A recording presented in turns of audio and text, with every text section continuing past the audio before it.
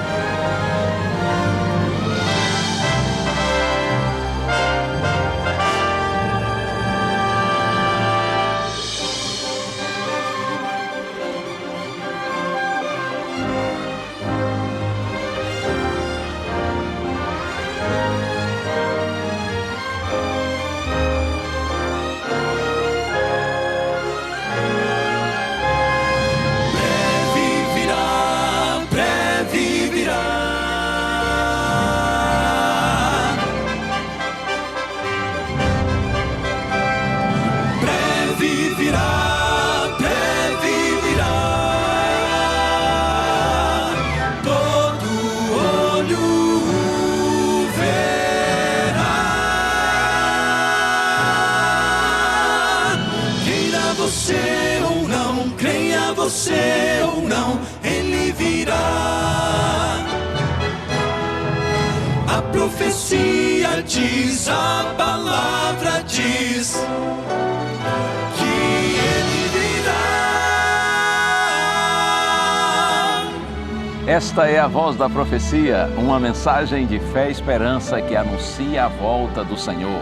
E felizes são aqueles que leem, aqueles que ouvem as palavras da profecia e guardam as coisas nela escritas, pois o tempo está próximo. Servos de Deus, a trombeta tocai, breve Jesus voltará. A todo mundo a mensagem levai, breve Jesus voltará.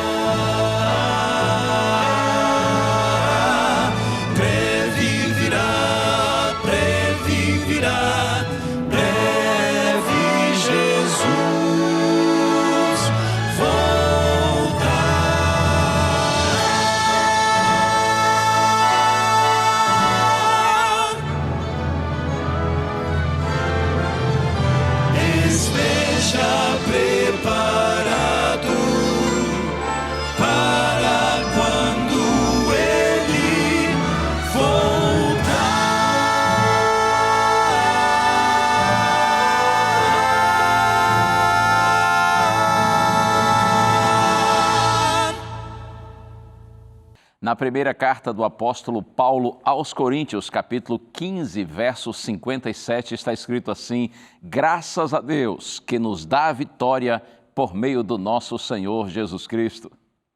Oh, glória a Deus, seja louvado, você e eu, nós todos temos vitória em Jesus Cristo, por isso confie no Senhor. Talvez você esteja passando aí por um momento adverso, problemas na vida, dificuldades, todos nós passamos.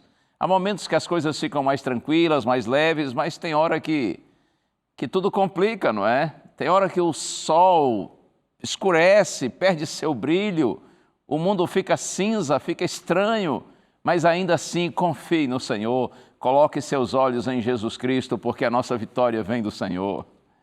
Que Deus continue abençoando você e sua casa, e para que nós tenhamos momentos de bênçãos, o Quarteto Arautos do Rei vai seguir cantando mais 2 músicas nesse programa e você vai ver o testemunho de alguém que, apesar da tristeza de ter perdido uma pessoa querida, tem no coração uma firme convicção, uma inabalável certeza de que terá, pela graça de Deus, a alegria de reencontrar essa pessoa querida que descansa no Senhor.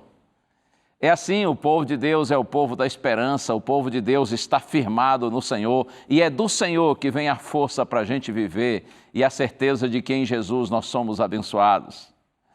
E eu terei, é claro, o prazer, como sempre, de abrir a palavra de Deus e compartilhar com você um pouquinho do Evangelho. E eu tenho certeza que Deus tem uma linda mensagem para todos nós nessa hora.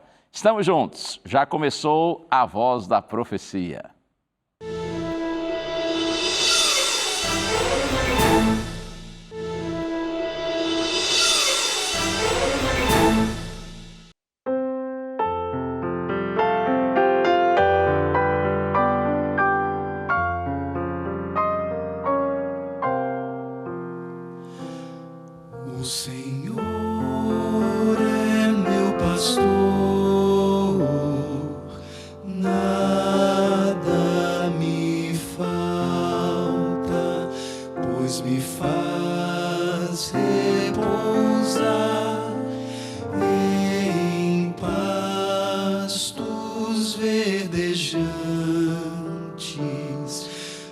tuas águas me leva, refrigera minha alma, faz-me andar na vereda da justiça, por amor do seu nome.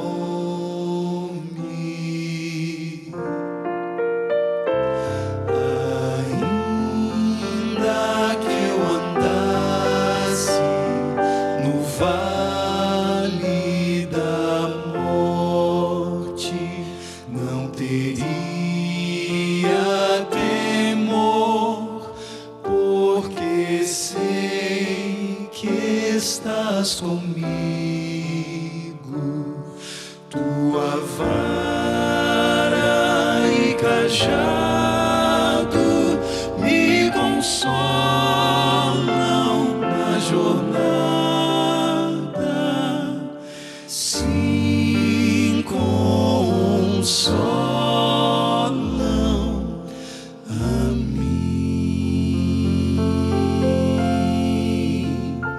Preparas-me uma mesa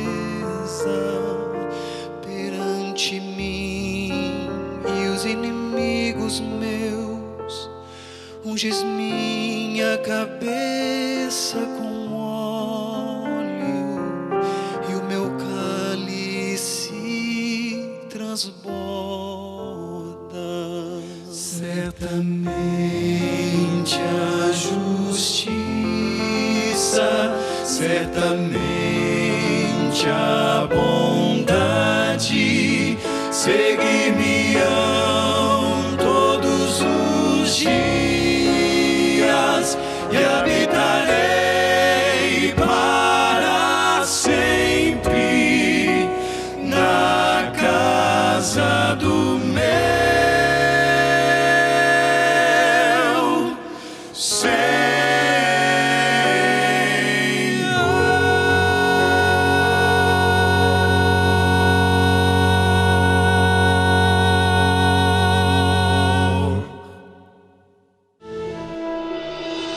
Para mim, quem ia primeiro seria eu, né? Pela lógica, não é os filhos que sepultam, não é os pais que sepultam os filhos, né? Geralmente é os filhos que sepultam os pais, né? E eu achava isso.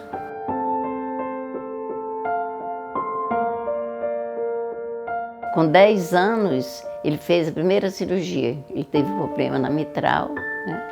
Quando foi no dia 29 de julho do outro ano, ele fez a segunda cirurgia. E o médico falou que quando ele se tornasse adulto, ele precisava voltar e fazer outra cirurgia para tirar aquela válvula, que ele estava com a válvulazinha de criança, né? E nisso foi, quer dizer, aí cresceu, né?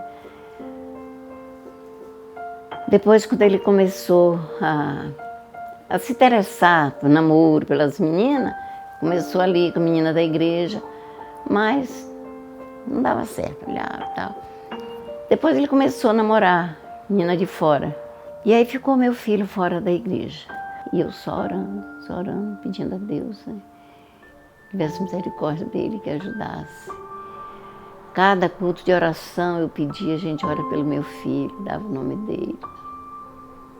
E o tempo foi passando. Aí eu cheguei na igreja do Barreto, eu vi aquele painel grande lá, aquele painel branco com coraçõezinhos vermelhos, né? Aí eu fui e perguntei para o irmão, falei, meu filho, o que está acontecendo? Tem tanto coraçãozinho ali, né? Aí ele disse, irmã Ana, nós estamos em semana de oração. E ali tem 52 nomes, tem 52 corações ali. Cada um tem um nome de um afastado. Aí eu fui e perguntei para ele, até falei com brincadeira, falei por um acaso, o nome do meu filho está ali? Ele disse, tá sim, o nome dele está ali. Aí eu falei novamente por um acaso. Vocês mandaram um convitezinho para ele, ou deram um telefonema para ele, avisando que vocês estão, olha, uma semana orando por ele? Aí disse, não. não mandamos. Aí eu peguei papel que sempre carregava, carrego papel na Bíblia. Aí fui rasgando assim, o nome dele, o telefone, o nome dele, o telefone. Terminou o culto, fiquei na porta da igreja dando a cada um. Minha filha, quando eu cheguei em casa, aí liguei para ele. Aí quando eu liguei, ele, mãe, a senhora foi na igreja hoje? Eu falei, fui sim, filho. Por quê?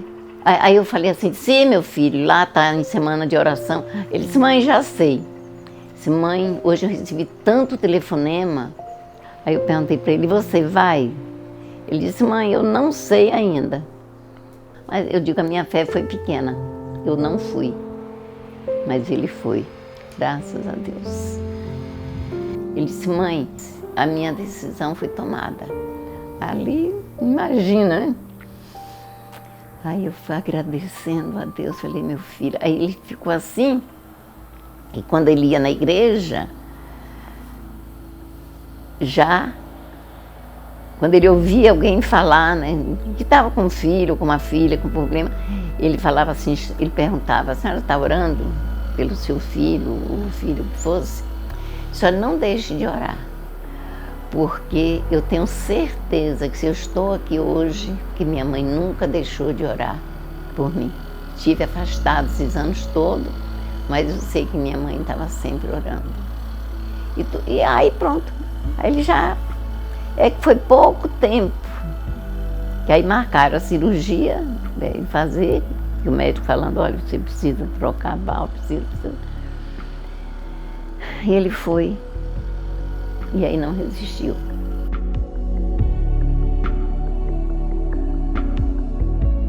A dor é assim, não tem explicação. Agora, é uma dor, quer dizer, eu digo assim, no meu caso, teve muita gente que achou assim que eu digo, não, gente, eu não sou heroína. O que eu sinto é a esperança que eu tenho de encontrar meu filho na vida eterna. Eu falo para minha filha, filha, agora o que depende da gente encontrar teu irmão e viver eternamente, depende de nós. Porque eu acredito que ele descansou no Senhor. E é isso que me conforta.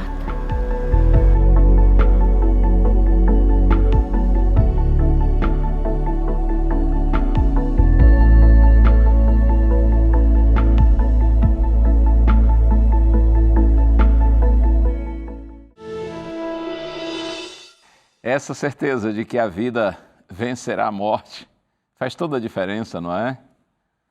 Quando a gente confia na palavra do Senhor e tem certeza da vitória do bem sobre o mal, por mais que a gente se entristeça, é claro, quando nós perdemos assim pessoas que a gente ama, mas fica no coração uma esperança bendita de que um dia, pela graça de Deus, haverá um reencontro de todos aqueles que viveram e morreram confiantes no Senhor. A palavra de Deus é clara, é inequívoca em relação à ressurreição daqueles que morrem confiantes em Deus. Creia nessa palavra e vamos juntos, daqui a pouquinho, pensar um pouquinho mais nesse tema de acordo com a orientação do Senhor. E eu tenho um presente para você que está aqui nas minhas mãos, é este aqui, o DVD Paulo, o Mensageiro da Cruz. Se você ainda não tem esse material e quiser tê-lo, é só pedir que a gente lhe manda gratuitamente, tá bom? Aqui são 15 temas, todos eles baseados nos ensinos do apóstolo Paulo. É um curso bíblico para abençoar a sua vida. Se você quiser, é só pedir pelo telefone aí, você vê na sua tela, 0 operadora 12 21 27 31 21. Liga para a gente no horário comercial. Outra opção é você pedir pelo WhatsApp. O número você vê aí na sua tela. Você anota esse número, faz contato com a gente, manda mensagem de texto e esse material em alguns dias estará nas suas mãos. Mas, por favor, quando receber, estude, tá bom? Coloca lá no seu aparelho, assista, orando, pedindo a Deus sabedoria, comparando os textos bíblicos e você vai ver que aqui há uma poderosa mensagem de Deus para você. A gente vai agora para um pequeno intervalo. você acompanha aí algumas mensagens e orientações da Novo Tempo, mas em seguida eu volto e você já viu o nosso tema de hoje, não é? Da morte para a vida. Algo poderoso, algo que vem de Deus. Acredite, isso é palavra do Senhor. Você fica aí, eu fico aqui e a gente já se vê de novo.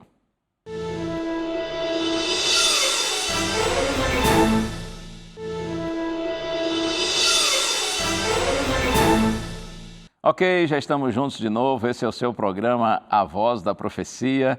E nestas semanas, na série Bem-aventurados ou Felizes, nós estamos buscando bem-aventuranças no livro do Apocalipse. Livro do Apocalipse que muita gente por aí pensa que é totalmente complicado, incompreensível, estranho, até assustador, mas isso tudo é bobagem. Se você estudar o Apocalipse com calma, com discernimento, com sabedoria, pedindo orientação a Deus, você vai ver que a própria Bíblia se interpreta. A Bíblia é um livro auto-interpretativo. É possível compreender, sim, as mensagens que estão no livro do Apocalipse. Quando nós as compreendemos, então o nosso coração se enche de alegria e de louvor a Deus, porque nós passamos a ter uma visão muito mais ampla a respeito da obra de Deus por nós, do amor de Deus por nós.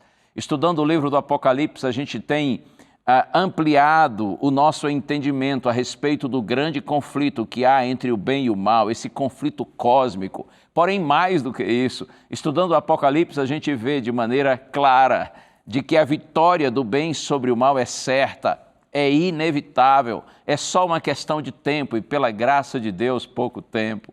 Eu estimulo você a estudar o livro do Apocalipse e você vai ver que Deus tem uma palavra de vida e de esperança para todos os seus filhinhos. Mas antes da gente abrir a Bíblia, então, vamos orar? Pense em Deus comigo agora. Pai querido, nós te pedimos, Senhor, fica conosco, concede-nos discernimento e entendimento claro da Tua palavra, Senhor. Nós oramos com gratidão e na certeza da bênção, em nome de Jesus. Amém. Muito bem, então vamos ao livro do Apocalipse, capítulo 14.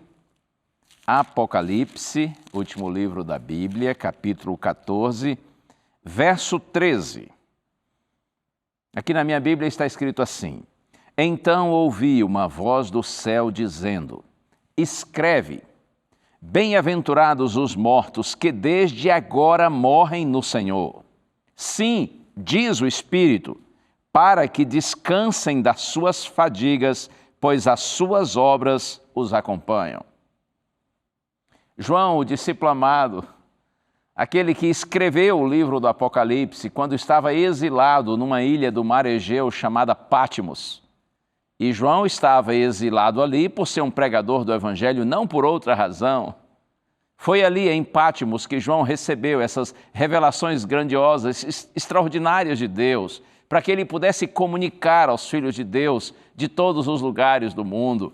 E João diz que ele ouviu do céu uma voz dizendo assim: Escreve. Escreve o quê? Aqui, olha, bem-aventurados os mortos. Você já sabe, a expressão bem-aventurados significa felizes. Então a ordem foi: escreve, felizes os mortos que desde agora morrem no Senhor. Sim, diz o Espírito Santo, para que descansem das suas fadigas, pois as suas obras os acompanham.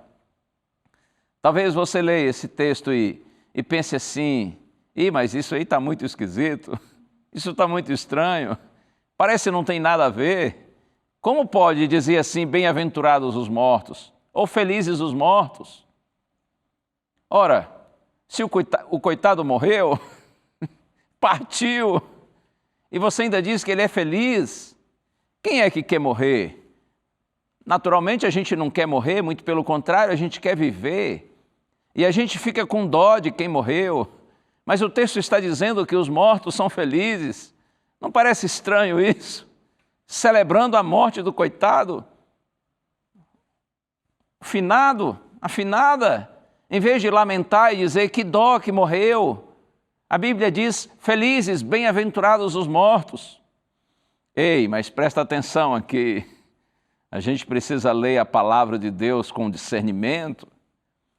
O texto diz assim: bem-aventurados os mortos que desde agora morrem no Senhor. Oh, aqui está a diferença. Isso aqui faz toda a diferença. Morrem no Senhor aqueles que vivem com o Senhor. E por que que os que vivem com o Senhor e morrem no Senhor são felizes? Oh, sim, a razão é muito simples. É que a morte deles não é o fim de todas as coisas. Eles estão apenas descansando no Senhor, eles estão guardados pelo Senhor para a vida eterna. É por isso que são felizes os mortos que desde agora morrem no Senhor. Agora é verdade que no contexto aqui de Apocalipse 14, verso 13, eu quero destacar esse ponto. Quando você estuda esse capítulo, você compreende que o contexto tem a ver com o tempo do fim, pouco antes da segunda vinda de Jesus. E nesse contexto aqui, os fiéis de Deus, aqueles que permanecerem leais ao Senhor, eles estarão sujeitos a muitas perseguições e a muitos sofrimentos. Então, nesse contexto, a palavra diz assim: felizes, bem-aventurados, os mortos que desde agora, que nesse momento, morrem no Senhor. Sim, diz o Espírito, para que descansem das suas fadigas, pois as suas obras os acompanham. Mas ainda que o contexto tenha a ver com aqueles filhos de Deus do tempo do fim, que estarão sofrendo muitas perseguições, muitas aflições, muitas dificuldades, é evidente que essa palavra do Senhor se aplica a todos os filhos de Deus, em todos os tempos, que vivem com o Senhor e que morrem no Senhor, que descansam no Senhor. Felizes aqueles que morrem no Senhor, diz o texto bíblico. Isto é muito fabuloso, não é? Para que descansem das suas fadigas, pois as suas obras os acompanham. Para que descansem das suas lutas, das provações da vida, dos sofrimentos, das durezas da vida. E o texto diz assim: e as suas obras os acompanham. A ideia de que o testemunho deles segue falando em favor deles, a respeito da vida deles. Essas pessoas que morrem em Cristo, porque viveram com Cristo, mesmo depois de mortas. O exemplo delas, a influência que elas deixaram. Isso segue anunciando de alguma maneira para as pessoas de que vale a pena amar o Senhor e servir ao Senhor. Ano passado, aliás, todo ano acontece isso, né? Mas o ano passado realmente foi um ano muito difícil, em função, sobretudo, desse aspecto da pandemia. E eu perdi algumas pessoas muito queridas, alguns amigos, amigas, em decorrência do problema da Covid, mas também por outras razões. E eu me lembro agora, por exemplo, de alguns homens de Deus que faleceram, como o pastor e professor Orlando Ritter, foi meu professor de teologia e inclusive realizou o meu casamento. Um homem de Deus, uma inspiração. Pastor Luiz Nunes, um outro também professor de teologia e pastor, dedicado a Deus, um tremendo de um evangelista. Eu estou citando aqui apenas alguns, mas tantos outros. Homens e mulheres de Deus que vivem com o Senhor e quando morrem, morrem com o Senhor e mesmo depois de mortos. A gente não se esquece deles, por causa do testemunho deles, da vida deles, do exemplo que eles deixaram para nós. É por isso que o texto diz assim: para que descansem das suas fadigas, pois as suas obras os acompanham. Sabe, meu amigo, minha amiga, eu tenho pensado que o mais importante nessa vida não é quando, onde ou como nós nascemos ou morremos. Vou repetir. Eu entendo que o mais importante aqui nessa nossa existência não é onde você nasce, quando você nasce, ou como você nasce, ou mesmo como você morre. O mais importante nessa vida não é a época ou quanto tempo uma pessoa vive. Então, o que é o mais importante? O mais importante é como a gente vive. Isto sim é o mais importante, porque o como a gente vive determina se essa vida aqui, difícil e passageira, será tudo o que nós tivemos ou se foi apenas um pouquinho, uma pontinha de uma vida incomparavelmente melhor que nós teremos quando a eternidade começar para os filhos de Deus. Você compreendeu o que eu disse? Vou repetir. O mais importante dessa vida é como a gente vive. Porque o como vivemos determina se tudo que nós tivemos foi essa vidinha ou se isso aqui foi apenas uma pontinha do que nós teremos quando a eternidade começar para os filhos de Deus. Veja que essa nossa vida presente, apesar de ser curta, de ser incerta, ela torna-se extremamente importante. Uma vez que o nosso futuro eterno, o nosso destino eterno é definido aqui e agora. E você me dirá, pastor, qual seria o fator decisivo, de acordo com a Bíblia, para determinar se alguém terá vida eterna ou morte eterna? Qual é o fator que define se a gente só vai ter isso aqui mesmo ou se a gente tem alguma coisa melhor depois? Qual é o fator determinante? Eu posso responder você com um texto bíblico que creio ser um dos textos centrais da Bíblia. Inclusive são palavras do Senhor Jesus Cristo. Estamos aqui no Evangelho de João, capítulo 5, verso 24. Eu disse João, capítulo 5, verso 24. Foi o nosso Senhor quem disse essas palavras.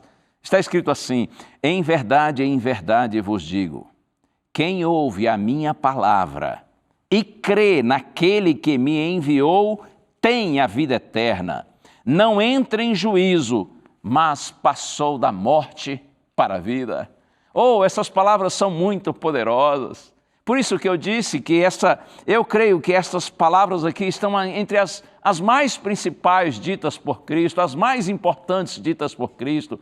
Por mais que tudo o que Cristo tenha dito seja importante, estas aqui estão no centro. E eu repito, está escrito, em verdade vos digo, quem ouve a minha palavra e crê naquele que me enviou tem a vida eterna. Não entra em juízo ou em condenação, mas passou da morte para a vida.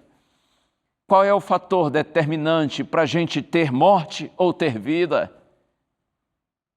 Para a nossa história acabar com a morte, ou para que nós um dia tenhamos a ressurreição para a vida e vida eterna. Jesus disse, quem ouve minha palavra e crê naquele que me enviou, tem a vida eterna.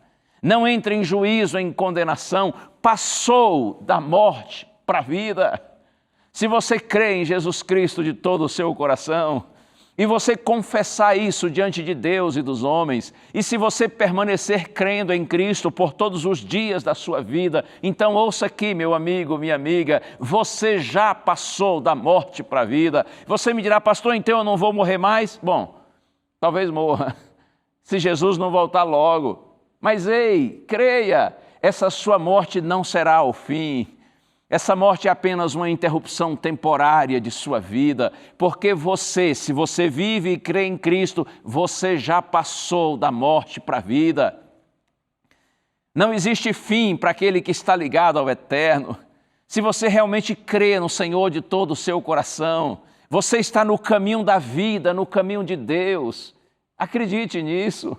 Você pode até descer à sepultura, sim, como tantos já desceram, mas você não vai permanecer ali para sempre, porque essa é a palavra do Senhor. Todos aqueles que morrem em Cristo, com Cristo, um dia ressurgirão para a vida eterna. A morte do cristão é apenas uma pausa para um descanso. É só uma interrupção temporária, não é um ponto final. Oh, glória a Deus! Nosso caminho não acaba quando nós andamos no caminho de Deus, porque o caminho de Deus leva para a vida. A morte não é, repito, não é o ponto final, é só uma pausa para um descanso. Acredite, essa é a palavra do Senhor para você e para mim. Por isso que Jesus disse, quem ouve minha palavra e crê naquele que me enviou tem a vida eterna. E olha, aqui mesmo em João capítulo 5, Eu posso ler agora os versos 28 e 29. Jesus está falando aqui a respeito da ressurreição. Olha só o que está escrito: não vos maravilheis disto, porque vem a hora em que todos os que se acham nos túmulos ouvirão a sua voz e sairão. Os que tiverem feito bem para a ressurreição da vida, e os que tiverem praticado o mal para a ressurreição do juízo. Não vos maravilheis disso, diz o Senhor, porque vai chegar a hora, sim, em que todos os que se acham nos túmulos ouvirão a sua voz e sairão. Ou seja, os que se acham nos túmulos, os que se acham na sepultura, Jesus está dizendo assim, todos os que estão mortos. E olha aqui um ponto, hein? Não são os que estão no céu, nem no inferno, nem no purgatório. Até porque, de acordo com a Bíblia, ninguém morre e vai para o céu imediatamente. Muito menos para o inferno, esse chamado lugar de tormento eterno. E também não para purgatório, até porque não existe isso na Bíblia. Jesus disse todos os que estão nos túmulos, significa todos os que estão mortos. Porque morreu, morreu mesmo. Todos os que estão nos túmulos, disse Jesus, ouvirão a voz do Senhor e eles sairão. A diferença é que saem uns para a ressurreição da vida, vida eterna, e outros, infelizmente, serão ressuscitados na ressurreição do juízo ou da condenação. Mas o fato é que todos, sejam justos, tementes a Deus ou ímpios, que rejeitam a graça de Deus, todos os que morrem vão para os seus túmulos. Não para o céu, não para o inferno, não para o purgatório. Quando Cristo voltar em glória para buscar a sua igreja, é que acontece a primeira ressurreição, a ressurreição dos salvos, os que ressuscitam para a eternidade. E segundo a Bíblia, depois de 1000 anos, acontece a segunda grande ressurreição, que é a ressurreição dos perdidos. É a ressurreição para a condenação ou para a morte eterna. Você pode buscar na sua Bíblia, por exemplo, primeira carta de Paulo aos Coríntios, capítulo 15. Esse é um dos capítulos mais fabulosos da Bíblia relacionados a esse assunto da ressurreição. Primeira carta de Paulo aos Coríntios, eu disse capítulo 15. Outro texto também muito bom está na primeira carta de Paulo também aos Tessalonicenses, no capítulo 4.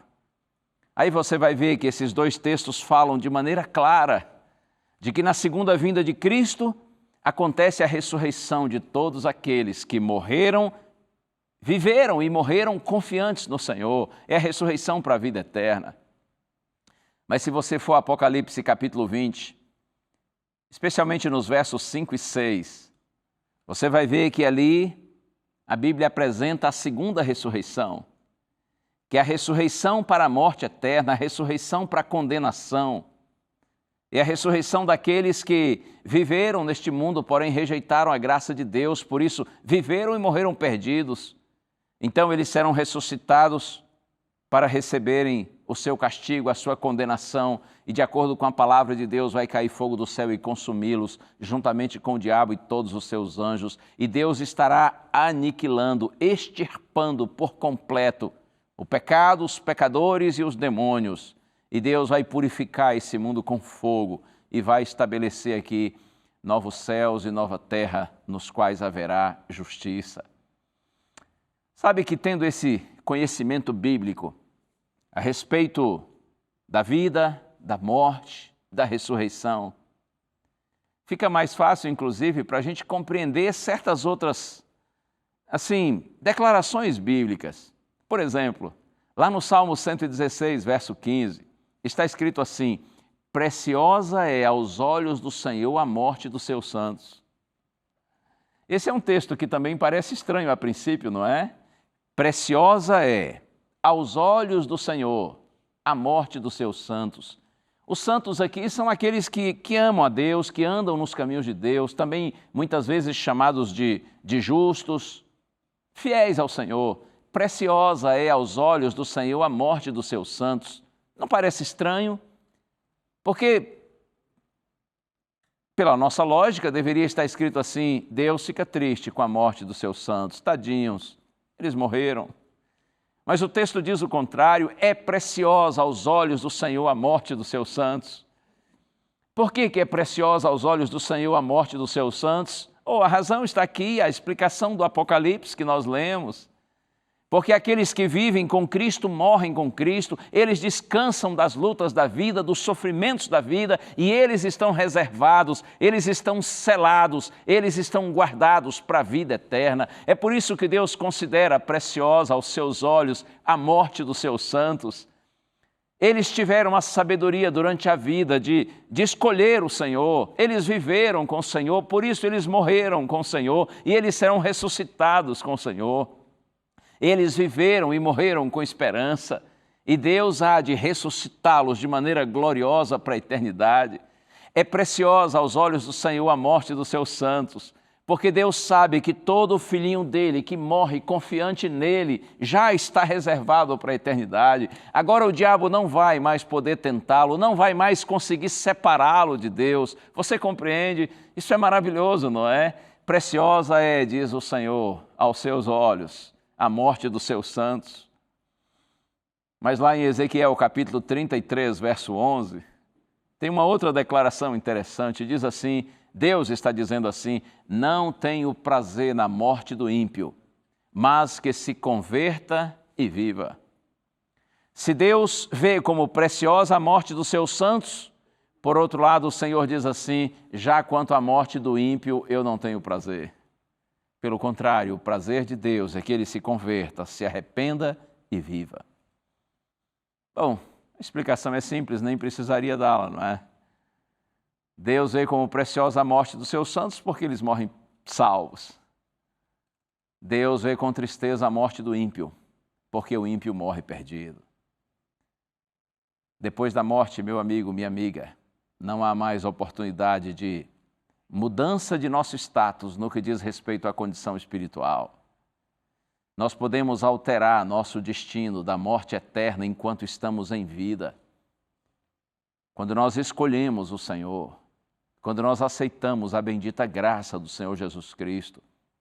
Mas depois que a pessoa morre, o seu destino já está selado, se para a vida eterna ou para a morte eterna. Na sepultura para onde nós vamos, segundo a Bíblia, não existe arrependimento mais, não existe tristeza, assim como não existe alegria, não existe louvor a Deus, não existe blasfêmia. O estado da morte, de acordo com a Bíblia, é um estado de completa inconsciência. Então é assim, enquanto nós estamos vivos, é que o nosso destino vai sendo selado e definido, a depender das nossas escolhas, para a vida eterna se nós aceitamos Cristo como Salvador, ou para a morte eterna se nós permanecemos na direção na qual nós já nascemos, que é na direção do mal e do pecado. O pecado leva à morte, não é assim? Então, se você nasce na direção do pecado, na direção da morte, e não aceita o chamado de Cristo e não se volta para a vida, você viveu e morreu perdido. E Deus sente tristeza com a morte do ímpio por essa razão. Deus sente alegria com a morte dos justos, porque Deus sabe que eles estão selados, que eles estão reservados para a vida eterna. Diante da certeza da ressurreição, da vida eterna por meio do Senhor Jesus Cristo, nós, filhos de Deus, nós, é claro, não vamos desejar a morte de forma alguma. A gente gosta de viver, mas também nós não precisamos temer a morte.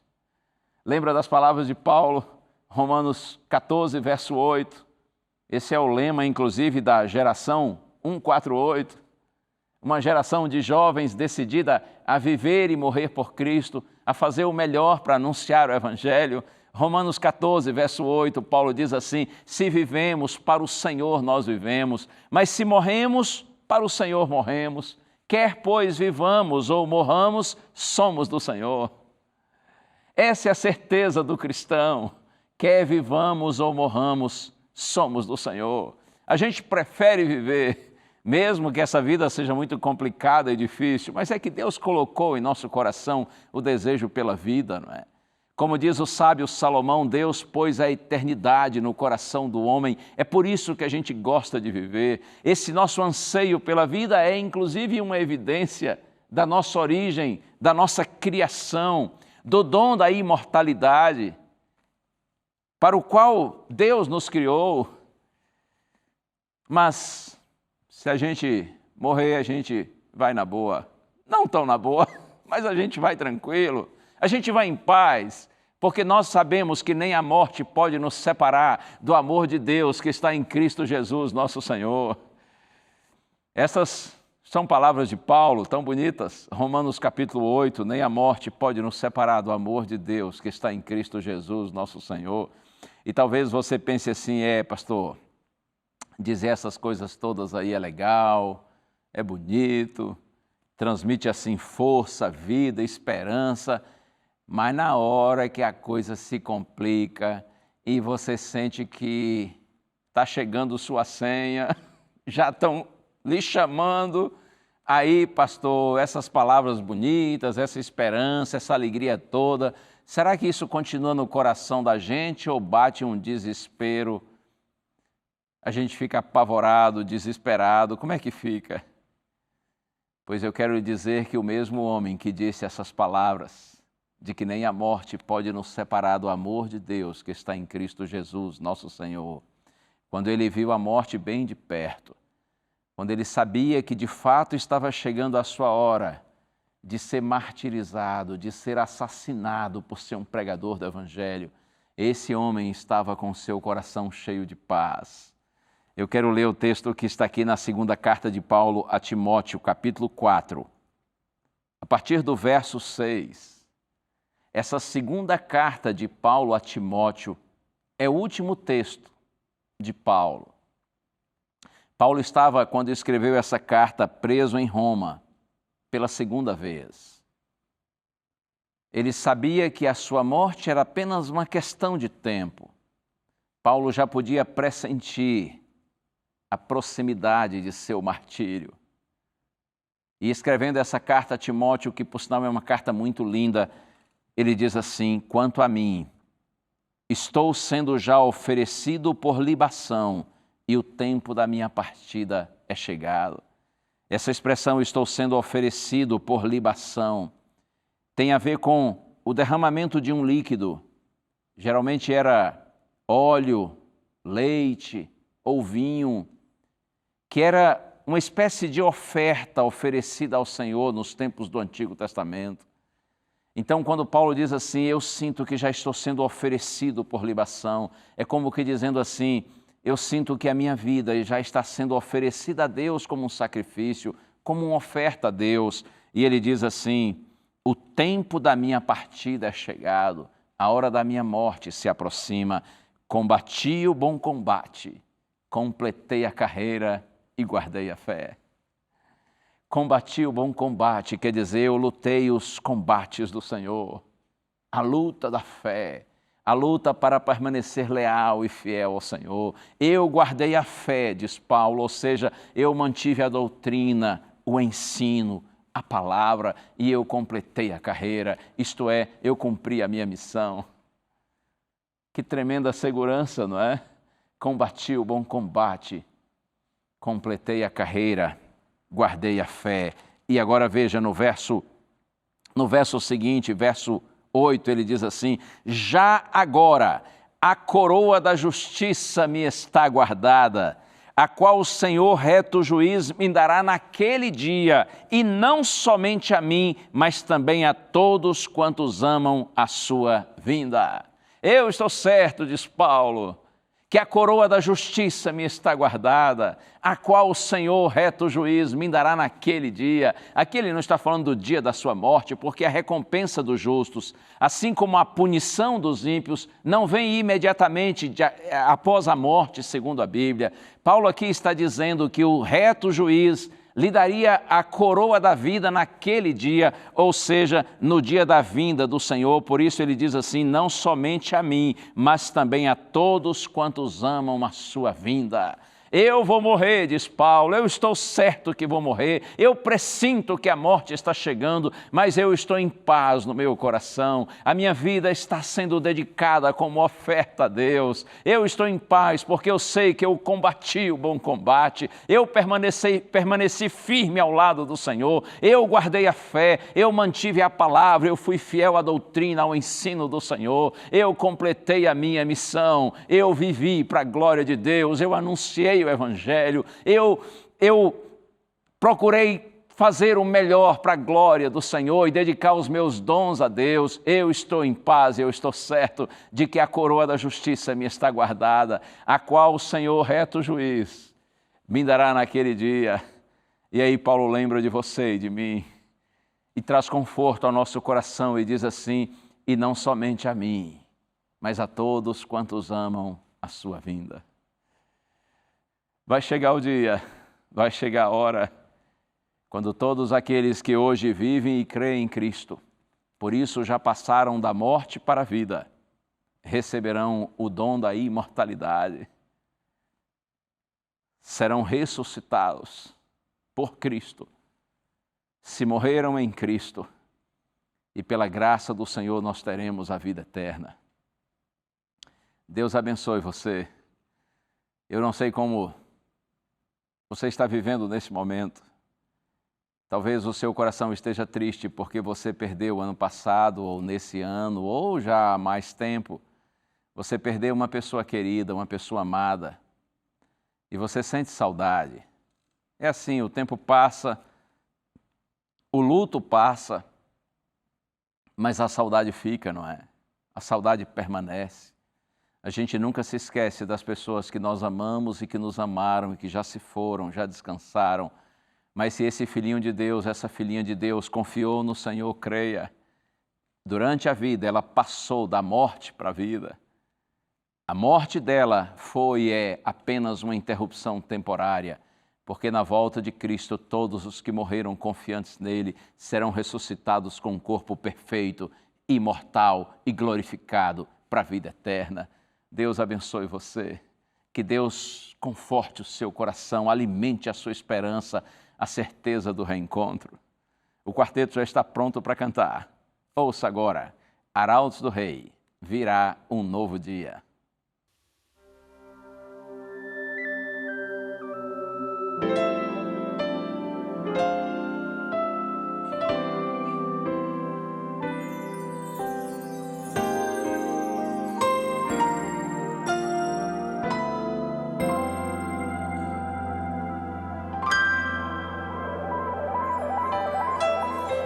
Mesmo que a vida se acabe, mesmo que o mundo se esmague na dor, o céu se abrirá e então eu verei o Senhor.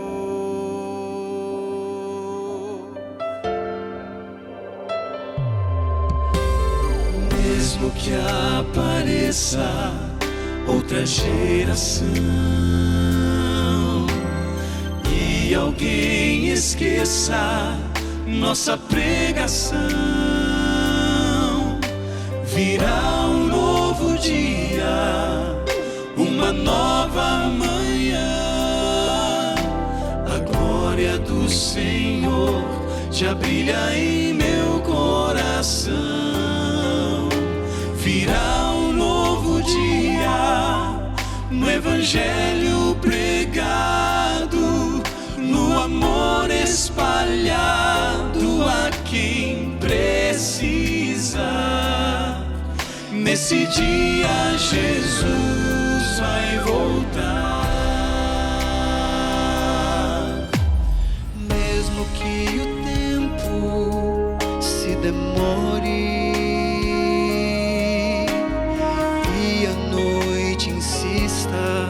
em não acabar, o dia vai chegar e então eu verei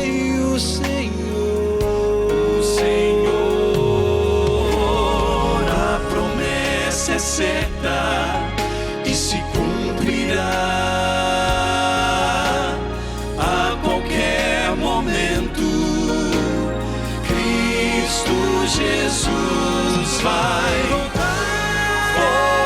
voltar, sim, virá um novo dia, uma nova manhã.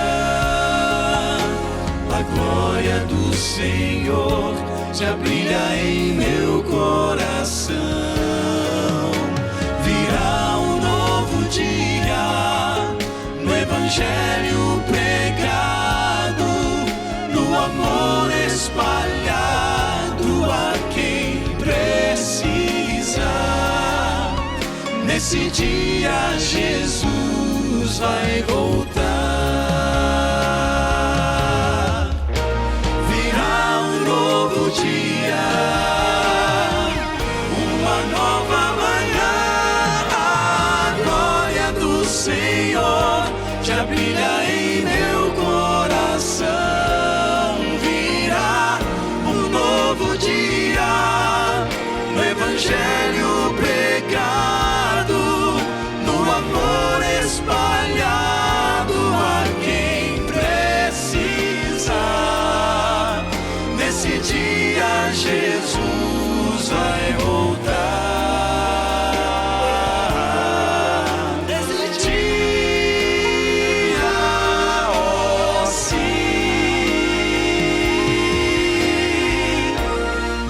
Jesus vai voltar.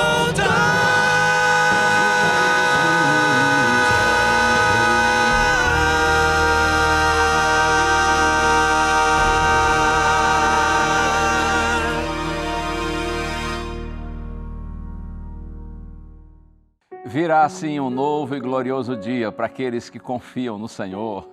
Acredite, meu amigo, minha amiga, a sepultura não é a morada definitiva dos filhos de Deus, porque Jesus venceu a morte e a vitória de Cristo garante a nossa vitória.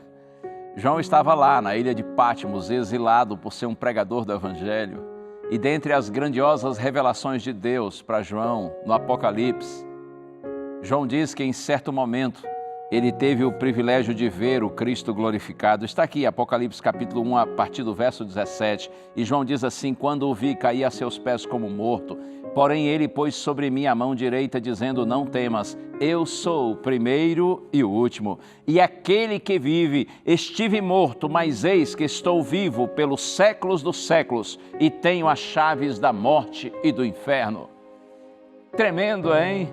João, não tenha medo, eu sou aquele que vive. Eu estive morto, porém vivo pelos séculos dos séculos, e eu tenho as chaves da morte e do inferno. Ter as chaves da morte significa ter autoridade sobre a morte, e o inferno aqui é a palavra grega Hades, que significa morada dos mortos ou sepultura. Com isso, Jesus está dizendo assim: filho, não tenha medo, eu tenho autoridade sobre a morte, eu tenho autoridade sobre a sepultura. Quem confia em mim tem vida e vida eterna.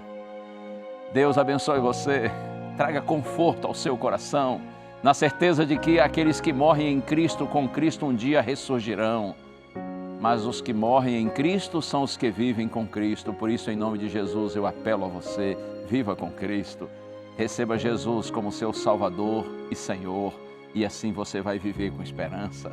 Vamos orar? Ó Deus e Pai, glorificado seja teu nome, Senhor. Eu te peço, Pai, conforta os corações enlutados, entristecidos. Dá aos teus filhinhos a certeza de que é possível reencontrar aqueles que morreram confiantes em Ti. E quanto a nós que vivemos, ajuda-nos, Senhor, a escolhermos o Senhor. Ajuda-nos a vivermos com sabedoria. Nós oramos no nome santo de Jesus. Amém. Amém, amém. Que a palavra de Deus siga viva e produzindo frutos na sua vida. Assim nós prosseguimos e na próxima semana, se o Senhor permitir, a gente se vê outra vez.